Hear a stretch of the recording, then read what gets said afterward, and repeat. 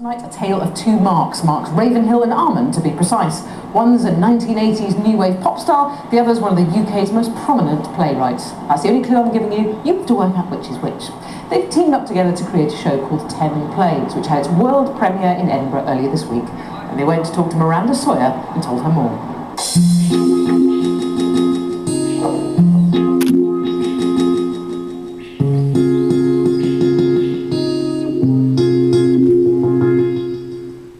Humanity is obsessed with its own demise. We see the apocalypse in every new epidemic. AIDS, swine flu, bird flu, E. coli from bean sprouts. Which will be the plague to wipe us all out?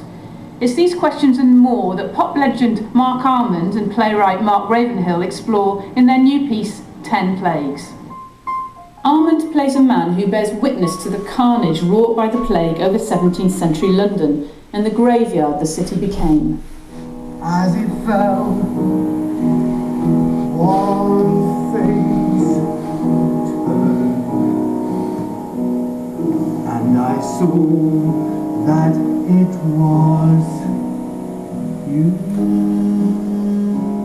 You are talking about the plague in 1665, but it has modern resonances within I think you can take it on lots of different levels. I mean, you can take it just as it is, if you like, a one-man's journey through the Great Plague of London in 1665 and coming out of it at the other end and surviving. You can take it on that level, but of course there was lots of other levels to it as well. Every year we seem to have some new pandemic that we seem to be threatened with, and out comes the ridiculous sort of fear things and the tabloid things and the crazy behaviour and everything. And of course, going back to the AIDS and HIV when it first started in the early 80s.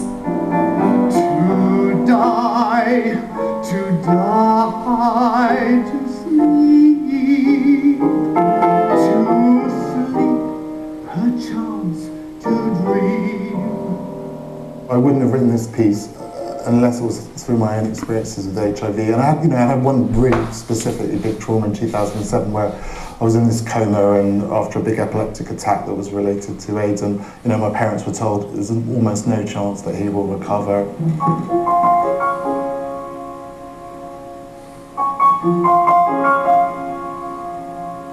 For me, it's about lots of other things as well. It's about loneliness as well, about solitude, about loneliness, about surviving through something, and then you feel you're a different person and you can't relate to people in the same way.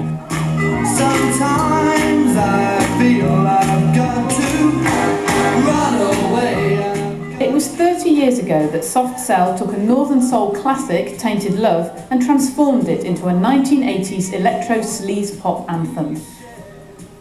In 2004, he was involved in a motorcycle accident that nearly killed him. This left him in a coma for 2 weeks and initially destroyed his singing voice. I felt that I was in fragments and had to put things back together again. And that took maybe a few years to sort of do that. Just dogged determination, really. I lost my short-term memory, which made things like memorising lyrics to songs that I'd known really well. I couldn't remember. I had to use cues and lyric sheets on stage for quite a while. So doing something like this, I could never have done maybe even 2 years ago. And it's the kind of achievement for me, for my recovery, that I've been able to come this far to do something which is probably the most difficult piece that I've ever done. I come to say goodbye, and still I almost kissed you. I almost kissed you, but you stopped me, said I found a tumor, and pulling up your shirt showed me the token hard and round, a silver penny of contagion. I think we've both sort of shared this sort of feeling of kind of having a near-death experience or a possible death experience and surviving through it. And I think, I don't know what Mark thinks, but I think that when you come through something like that and you do survive, you get this thing like almost like a survivor's guilt. But there's the flip side of that, which is a survivor's arrogance as well, which I think this character has.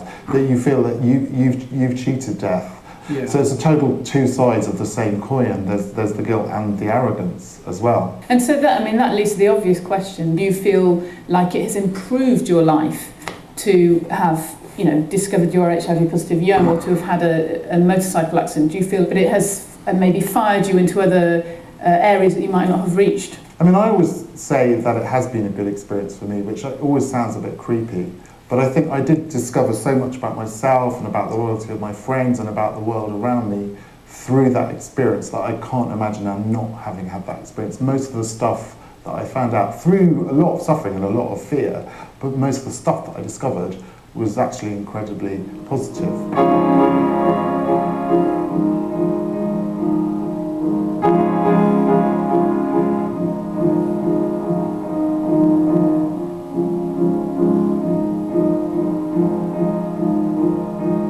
I like to think that I'm better than I was before.